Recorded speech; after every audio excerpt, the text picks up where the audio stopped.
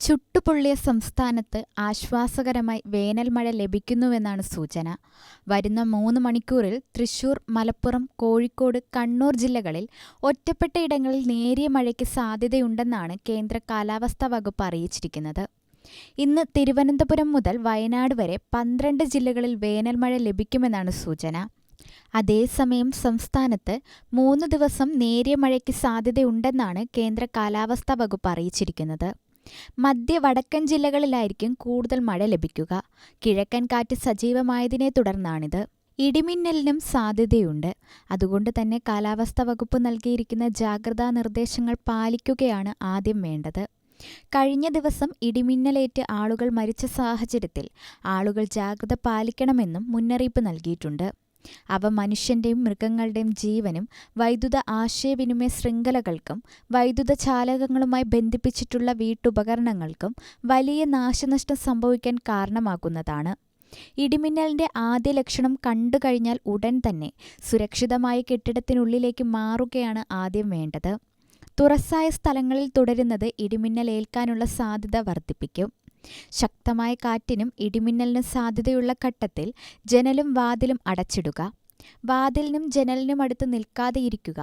കെട്ടിടത്തിനകത്ത് തന്നെ ഇരിക്കുകയും പരമാവധി ഭിത്തിയിലോ തറയിലോ സ്പർശിക്കാതിരിക്കാൻ ശ്രമിക്കുകയും ചെയ്യുക. ഗൃഹോപകരണങ്ങളുടെ വൈദ്യുതി ബന്ധം വിച്ഛേദിക്കുക. വൈദ്യുതോപകരണങ്ങളുമായുള്ള സാമീപ്യം ഇടിമിന്നലുള്ള സമയത്ത് ഒഴിവാക്കുക. ഇടിമിന്നലുള്ള സമയത്ത് ടെലിഫോൺ ഉപയോഗിക്കുന്നത് ഒഴിവാക്കണം. മൊബൈൽ ഫോൺ ഉപയോഗിക്കുന്നത് കൊണ്ട് കുഴപ്പമില്ല.